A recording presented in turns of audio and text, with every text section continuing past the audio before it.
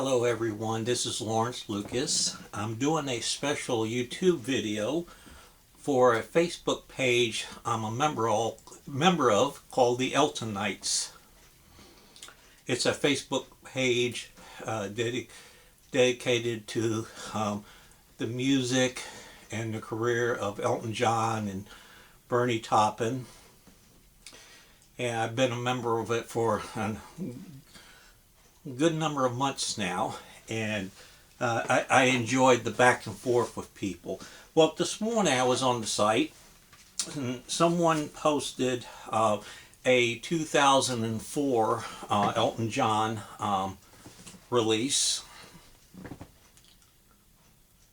It's called Peachtree Road. Okay. This album, as I said, came out in 2004, and it was the follow-up to Songs from the West Coast. This album, it took a little while for it to click in with me.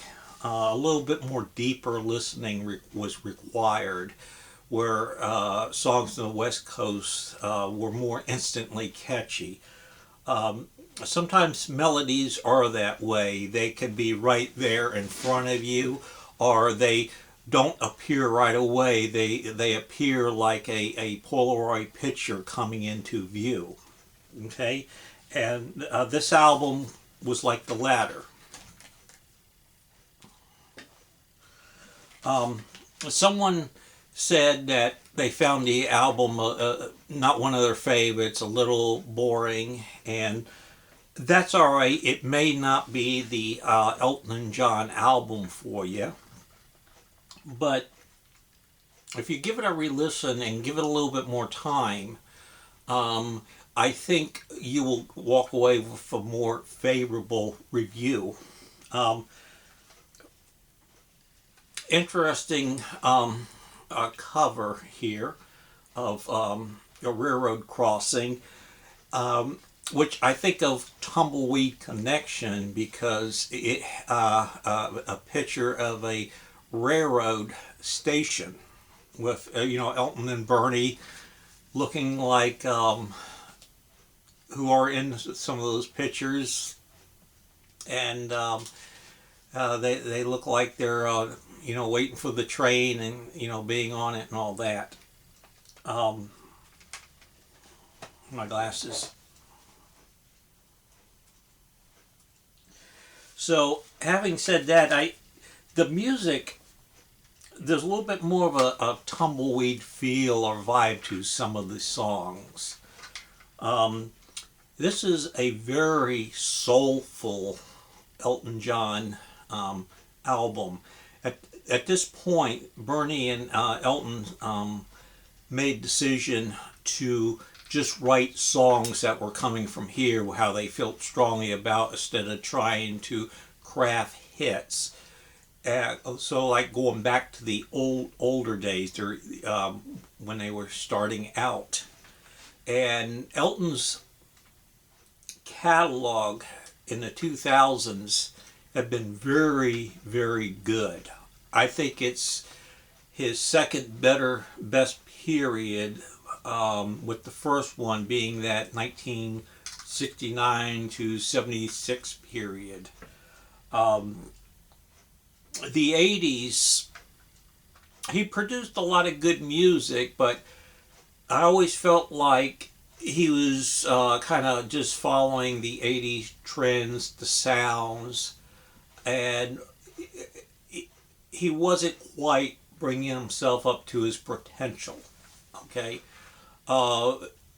he did create wonderful music during that time. Don't get me wrong. I love Nikita, beautiful, beautiful melody. That's why they call it the blues.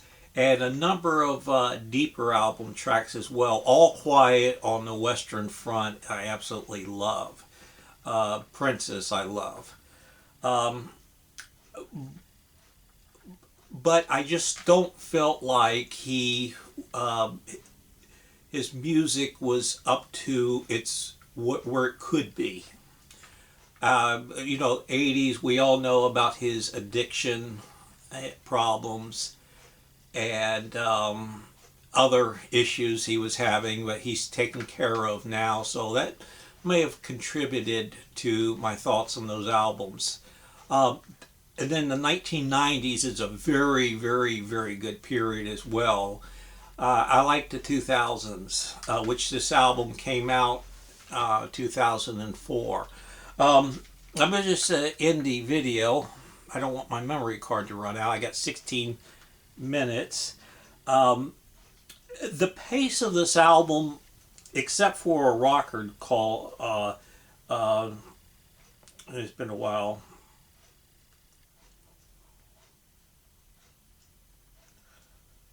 Uh, I was, I can't remember it now.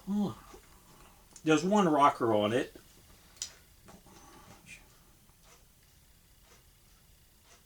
They call her the Cats. Okay, that's really the only more up tempo rocker. All the other songs are very soulful, a little bit of a country vibe, a little bit of a tumbleweed thing going on. Um, Weight of the World. Um, it's obviously Elton's kind of singing about where he's at this stage in his life. He's sober. He feels good. He's content. He's just happy to be alive. He can still go around for a couple of round of card games, and he's glad he's not doing any more lines. You know, the white powder stuff. Very optimistic, beautiful melody. Um, Port Swing and Tubalo. Very great song. It's a song about Tupelo, Mississippi, where Elvis was born and was raised as a young child before his parents moved to Memphis.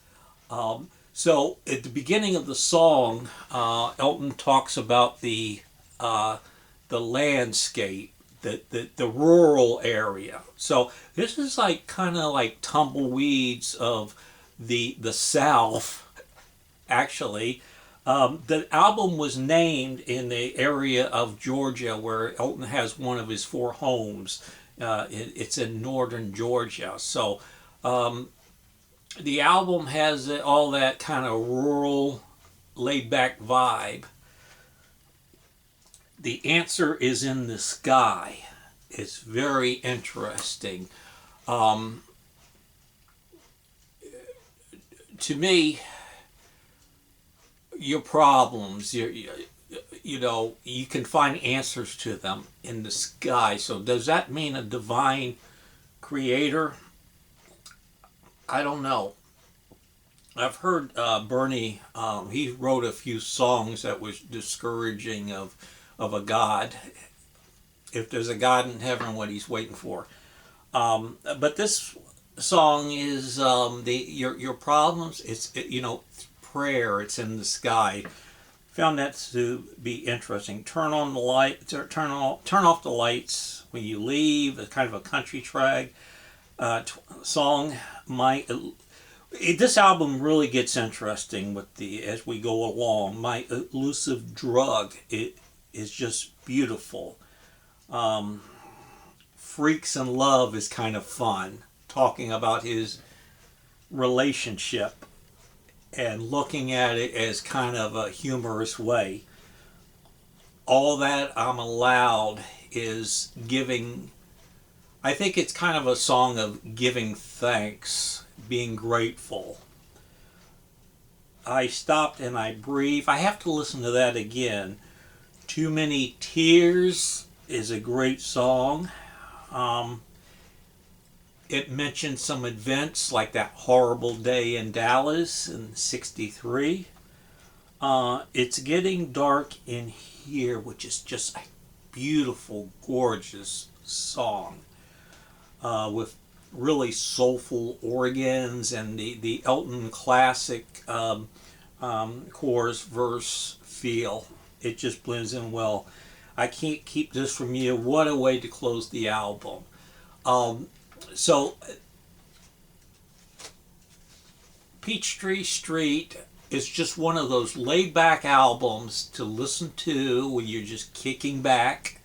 Maybe you're having some trouble in your life or your day didn't go well. Well, my solution to that is to find a little place that's quiet, your favorite place. Put this CD on, turn it up, and just listen to it.